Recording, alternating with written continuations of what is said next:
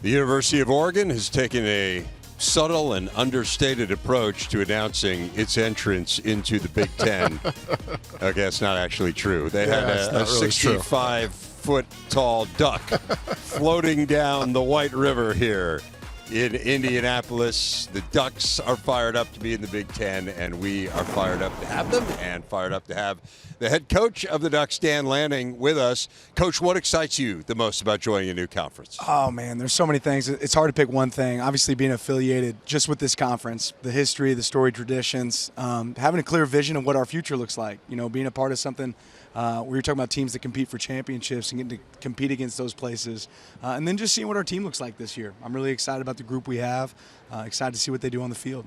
You're not the only one who's excited about them. I mean, you look at publications throughout the country, you'd really be hard-pressed, honestly, to find one that doesn't have Oregon among the top contenders for the college football playoff this year. It speaks volumes about the group you've put together. I'm always interested, though, in the handling of expectations. And how do you convey to your players, what is the message as you start a season where basically everyone is saying this ought to be one of the elite teams in college football? Yeah, the great thing about college football is you still have to play the games, right? It really doesn't matter what anybody else thinks, and the only people that really truly affect that are the players on that team and the coaches. So that's our focus. How can we control our destiny? You do that by focusing on what's right in front of you, not what's way off in the horizon.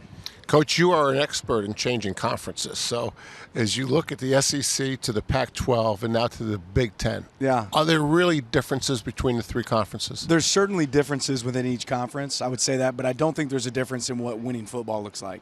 And that's the part that, we're building a team for what it takes to win, ball games at the end of the year, what that stretch looks like, and the formula for that. And the truth is you want to be great at every position, right? You want to be a team that can work outside and can throw the ball and run the ball well, a team that can stop the run and do a good job in the passing defense. So what winning football looks like is not really different. Is there some small differences with each conference? Absolutely. Do you see any differences, small differences from Pac-12 and the Big Ten? Well, I think, you look at the last few years in the Big Ten, they've played great defense, but maybe not as explosive from an offensive perspective, right? Maybe not some of the same speed on the outside that's existed maybe in the Pac. Quarterback play has been different in the two conferences.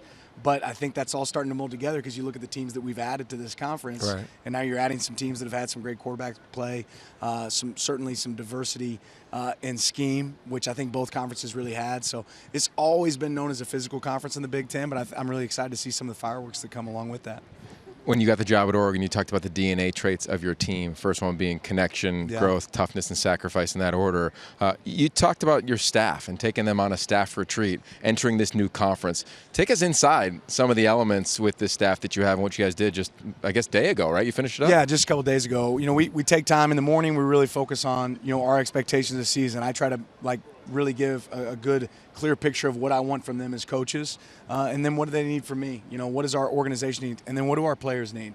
And what do I expect their units to perform like? And then in the afternoon, we really spend time fellowshipping with each other, whether it's floating down the Deschutes, or eating a great steak together at night. It's just an opportunity for us to connect outside of just that ball and that work that we do in the building. What's the biggest challenge having you've got Gabriel coming in as the quarterback in the portal type of quarterback? Can they learn fast enough?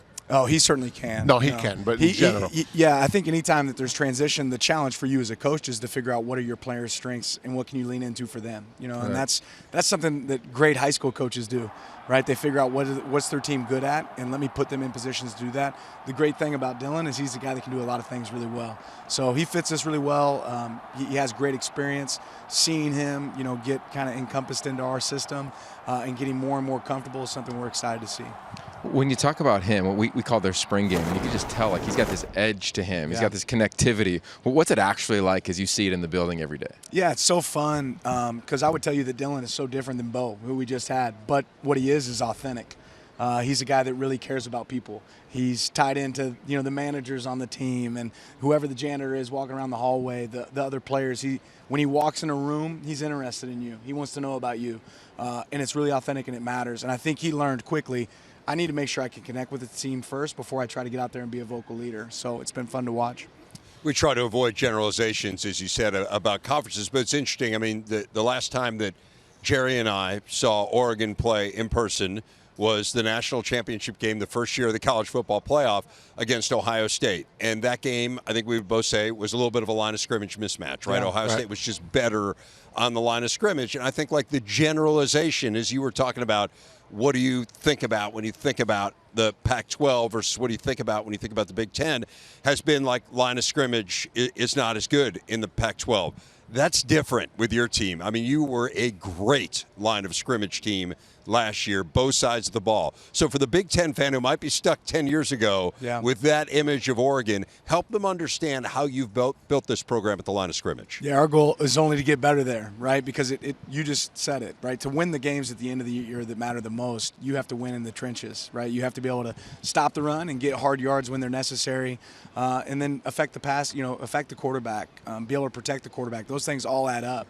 And there's certainly some teams in this conference that do a great job of it. But to be a team that's staying at the end of the season, that's where you have to win. And we've spent a lot of effort and time in recruiting and developing our roster in those areas. We've been able to pick up some guys that enhance our roster from a portal standpoint.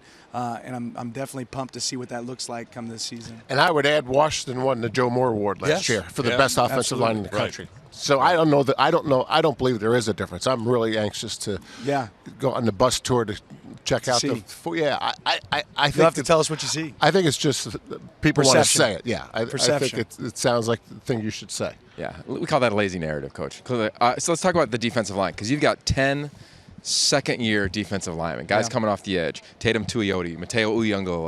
Right. What has that group done from the first year? A couple of them got a little burn as a true freshman, but now year two, because to these guys' point, I think that is going to be a true strength that doesn't get a lot of play in the preseason. Yeah, first off, if you want to have great D-line play, you can't be the team that's playing guys 80 plays a game, right? No defensive lineman that's pushing on another 300-pound man is going to be a great player if he's playing 80 snaps.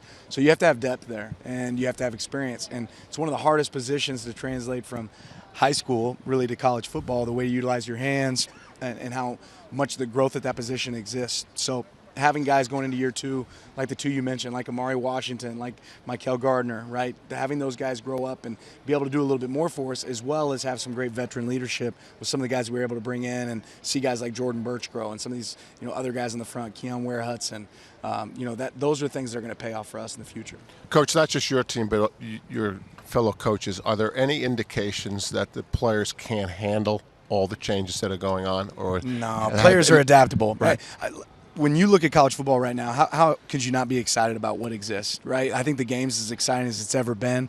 Is there a lot of changes or a lot of things happening? Yeah, but it's a lot easier on the players than it is the coaches, I'll tell you that. I'd imagine that every Big Ten fan, when they watch you guys, they think of the swoosh as well.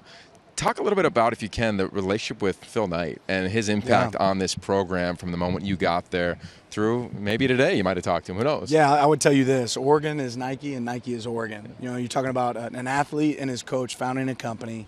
And the story of that, anybody that hasn't read the book Shoe Dog, they have to jump into it because it tells such a great story of where Nike came from and where they're at now, and the innovation that was required. There's a lot of things that we want to build our program off of, based off of some of those principles that Nike really created, and some of those being changed and being different. And Mighty Different, something we're kind of stepping behind this year, because that's how we want to be. And I think if you look at Nike's approach, that was certainly something that was mighty different, and they've done a phenomenal job. I had the experience to be up on Nike's campus for the first time. I told you we were doing an interview in anticipation of Oregon joining the league, and what an amazing place that is. It is really remarkable, and to see how intertwined it is with the university. Autzen Stadium's an amazing place, too, for Big Ten fans who might not understand Autzen Stadium. Give them a sense of what a game there's like. Oh, you're going to have some fun. The fans are incredible. It's one of those places where they don't sit down very often. They're going to be standing up a lot. When the third quarter wraps up, you're going to hear this song called Shout Come On, and there's going to be some people that go crazy. So it's a great environment for college football. They're passionate about their team, and it makes it for a lot of fun for the players that are on the field. Coach, who are your mentors? I've got a few. I've got a lot. My dad, first of all, right? Certainly a mentor for me. But working for guys like Kirby Smart, Nick Saban, Mike Norvell, Todd Graham, I really benefit from quality experience. Some of the people that I got to work with early in my career, and just sit back and watch how they operate. And then being able to have an open line of communication with those guys in the future has been really good for me. I know mentorship is a big thing at the quarterback position. You referenced on the podium earlier that you went golfing with Dillon Gabriel, and Marcus Mariota was also golfing. Dillon's wearing his number. What have you noticed about their connection coming from Hawaii and the mentorship from Marcus to not only Bo and now Dillon? Well, Marcus is such a humble person. He's family-oriented, and he accomplishes so many things. But if you meet him, you'd feel like you're meeting somebody that doesn't stand with his accomplishments in front of him. He's just a great human. And I think that speaks to a lot of the way that Dillon wants to operate. He wants to know you as a person first. Obviously, there's a lot of admiration and respect. I think Dillon was telling me first time I met Marcus, I was in 4th grade or 5th grade. Hearing that story from him and then seeing those guys get to connect is really cool. I was talking to Will Stein this summer, and he was telling me about the great lengths that Dillon has gone to connect with his teammates, help people understand some of what he's done. Yeah, it's hard to put into words how many different things he's done. I've seen him personally, take his offensive players on a retreat in Southern Oregon where they got to spend some time together and play some ball, but also fellowship some, whether it's going to dinner or having the equipment managers over to his house to watch a fight. I mean, this guy does an unbelievable job of saying, hey, there's a guy that needs something. You know what? Let me go get dinner with him tonight. And just having the awareness and the eagerness to go attack that. Last question for you. What is the one thing that you want Big Ten fans to know about Oregon football that they may not know? We're mighty different. Get ready. It's going to be fun. Dan Lanning, head coach of the Ducks. Coach, really appreciate it. Great to talk to you. Look forward to working with you here in the years to come.